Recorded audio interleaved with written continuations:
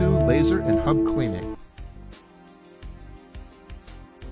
Dab a cotton tip in alcohol and use it to clean the hub while spinning with your fingers.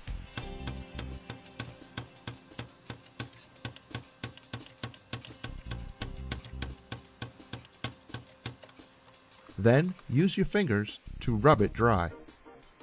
To dust the laser lens, make sure the cotton tip is clean and free from any stray cotton strands. Gently spin the cotton tip no more than twice to remove the dust, being sure not to scratch the surface of the laser.